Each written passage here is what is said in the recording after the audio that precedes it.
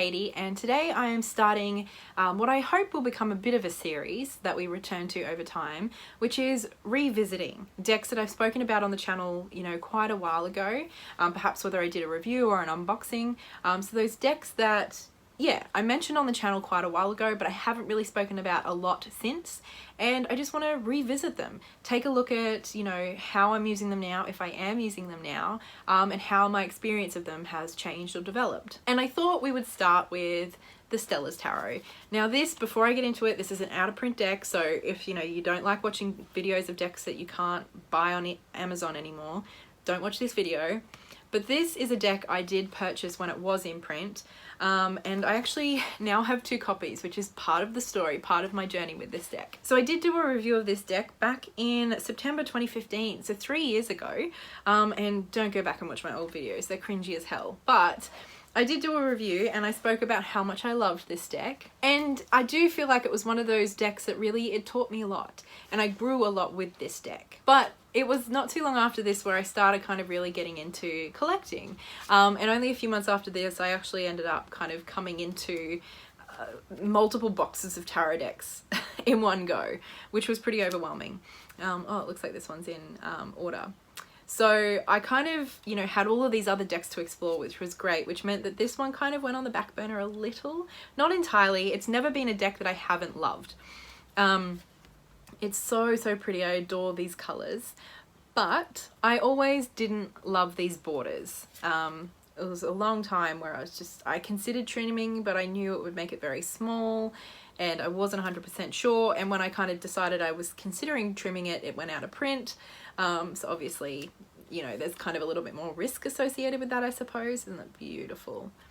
But I realized I hadn't used it for, 6 months or so, which was making me sad because this had been a deck that I really kind of went to quite often. So one night I decided I would trim it, and it ended up very small. And almost immediately I regretted it. There was something about the borders that kind of, for me at the time, it felt like it balanced the colors out, because they are really quite vibrant. Like, that's quite bright. And so in certain lights, and in the light in this room, a lot of the time they almost feel too bright, too jarring, I suppose. It just felt too much without the borders. And so I regretted it a little. And so I trimmed it, felt quite sad about having trimmed it, still loved the images, but a little bit sad. So I put it back in its box and on my shelf, and I didn't really touch it for a while. I did quite like the size, to be honest. I think it's great having a little mini deck. It was more the colours that I found difficult. Like, they were just a bit too much for me, I suppose.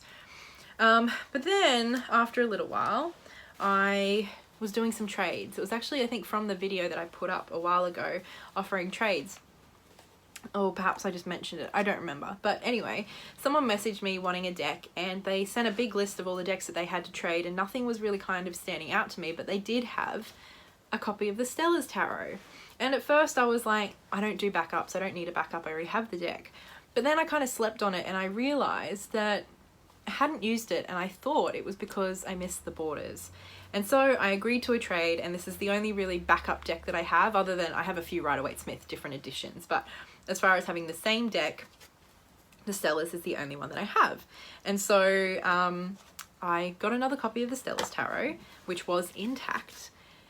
And it arrived, and I was really excited, and I did quite like the borders, and I was just, I was thrilled.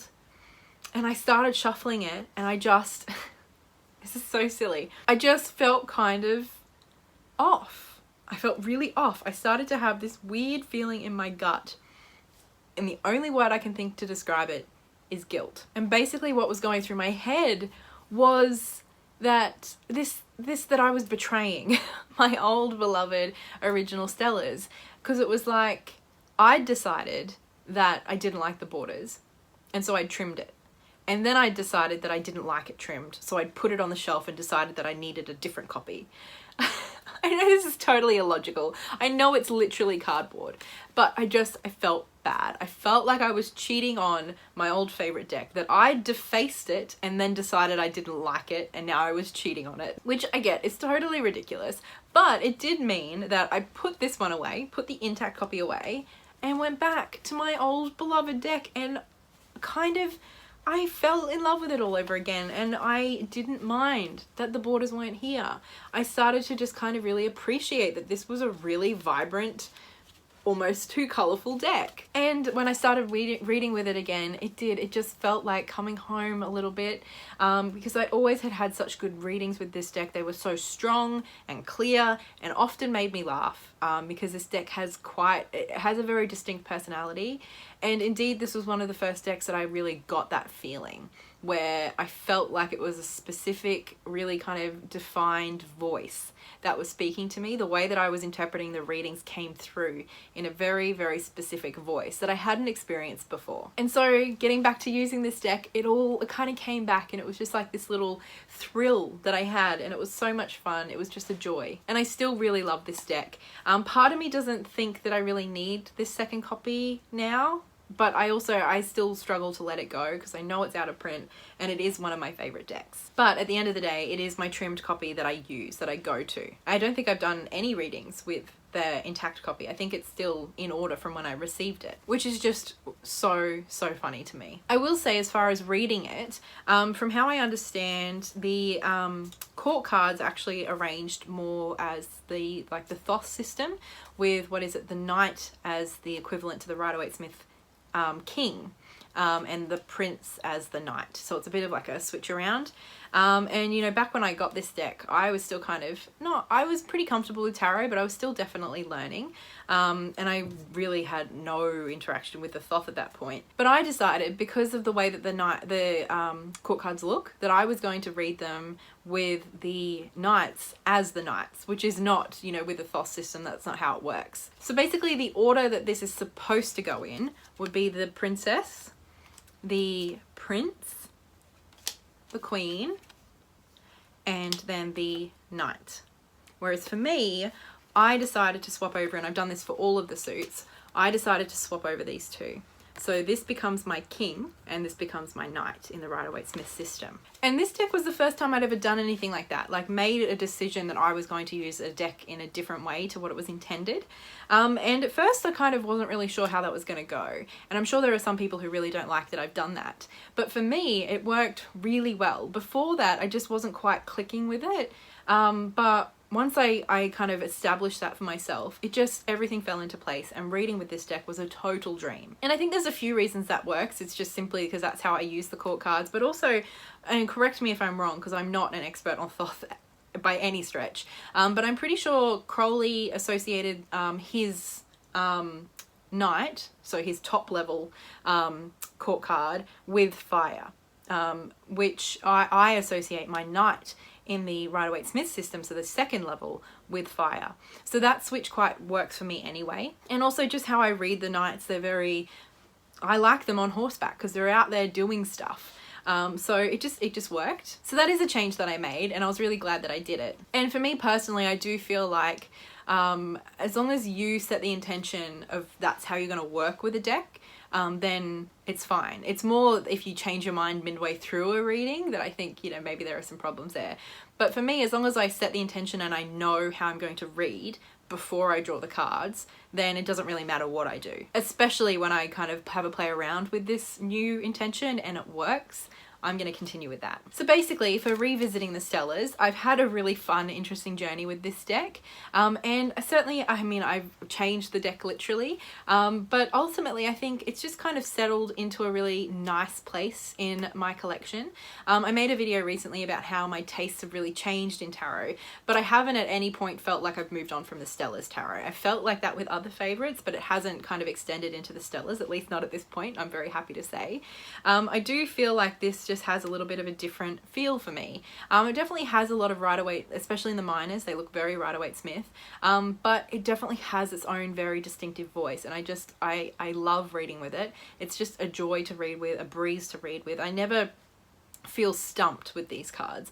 It's one of those decks, kind of like the Fantastic Menagerie, where I just feel like it's talking at me. Like I don't have to fish for the meaning, and I love how cheeky and playful it feels. It just feels quite sassy and fun. So basically this isn't a deck that I've had any desire to move on from, other than that period of kind of just feeling a bit uncomfortable with the borders and then feeling sad without the borders.